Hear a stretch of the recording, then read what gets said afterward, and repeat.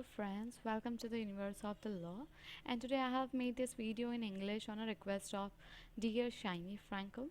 So now we'll see English 1 as we have studied in our previous video. We have to cover 3 subjects in this semester. The first one is English 1, Logic 1, and the last one is Economics. So here we'll see about some part of English 1. So we have to study 2 books in this semester under English 1. So that is the Due Process of Lord Danning, and the second one is the Law and Literature. So we will also cover grammar part over here, okay? So let's begin. Okay. Yeah. The Due Process of Lord Danning. Okay, it's the first book. So now we'll see who was the Lord Danning. So the Lord Danning served as a judge for nearly 40 years from 1944 to 1982. He often played a decisive role in developing the law and was influential around the Commonwealth and common law world. Okay, so now we'll see some incidents has been shared by Lord Danning. So he has made the part one of this book is the keeping the streams of justice clear and pure. Here we can see in the name that we need to keeping the streams of justice clear and pure.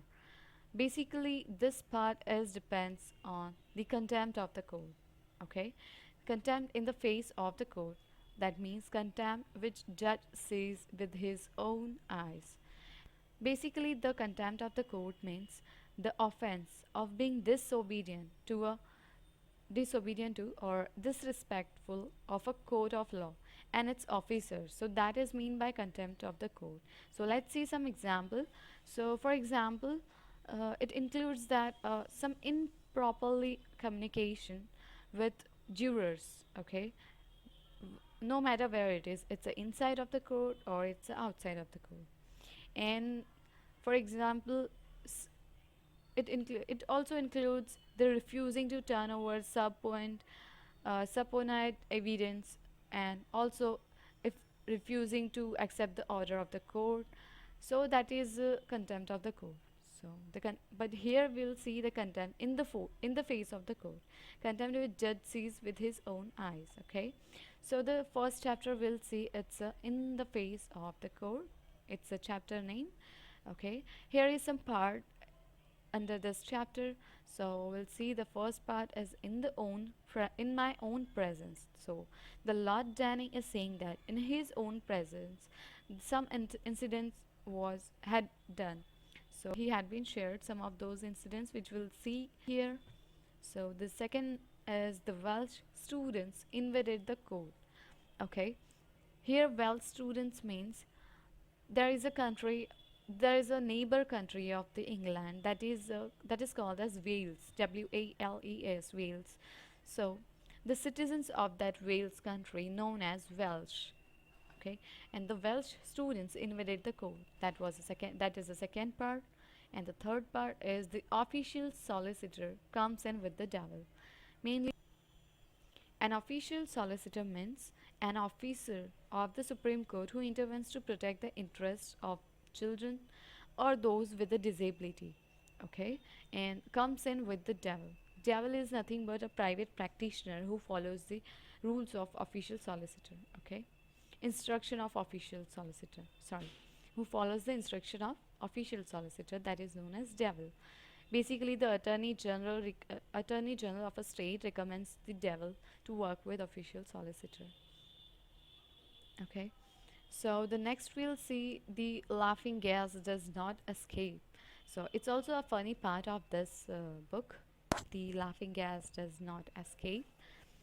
So we'll see this later. So let's see in the presence of the Lord Danning, what the incidents had been done. So let's see. Yeah, there are 3 cases in this section. Okay, in my own presence. So the case number here we'll see the 3 cases and in my own presence. So the case number 1 is case of year 1631. Keep it in mind that it's a case of year 1631. The location was Salisbury on the Western Circuit. Okay, here the prisoner threw a brick bat on the judge. Okay, and why case was originally reported in Norman French language, and the English translation was in Three Dyer newspaper. And Richardson, Chief Justice, assaulted by a prisoner, condemned there for felony. Indictment was drawn against prisoner, right hand cut off and fixed to the gibbet. Here we'll see the case is of year 1631, and the location is Salisbury on the Western Circuit. A prisoner who threw a brick bat on a judge. Okay, a prisoner who got condemned for the felony. Felony is nothing but a serious crime. So that prison threw a brick bat on the judge, and the judge was the Richardson Chief Justice. Okay, so he got assaulted by that prisoner, and the prisoner threw a brick bat on Richardson Chief Justice. So this incident was originally reported in Norman French language, and the English translation of this incident was in Three Dyer, that is the newspaper name. Okay, so and at the last, at last, an indictment was drawn against the prisoner, his right hand cut off, and he fixed to the gibbet. So let's see the case number two. Let's see, the case number two is court is next to Carey Street. Okay, so this court is next to Carey Street. The prisoner threw a tomato at the judges. In the last case, the prisoners threw a brick bat on the judge, and here a prisoner threw a tomato at the judges. So it was not a good shot passed between. It was not a good shot passed between Justice Clausen and Justice Goddard, and it hit the paneling with loud squish. Paneling is nothing but paneling is a wall, designed wall. It hit the paneling with loud squish, and he got sentenced, and the judge sentenced him to 6 week imprisonment. Let's see the case number three. Court is next to Carey Street. It's the same court which was in case number two. Okay, it's the same court which was in case number two. The court is next to Carey Street. Lord Justice Danning was sitting with the Lord Justice Bucknell. Okay, so it was a hot day. Council were talking a lot of a hot air. So a man got up with his stick and smashed the glass window to let in some fresh air. Okay, so they did not commit him for contempt of the court, but sent him to off to Bow Street to deal with malicious damage. Okay, here you can see that a man got up with his stick because, as it was a hot day, he smashed the glass window to let in some fresh air. So that was his silly mistake. So judges did not commit him for contempt of the court, but they sent him to after Bow Street to deal with malicious damage. Okay, so this was a case number three.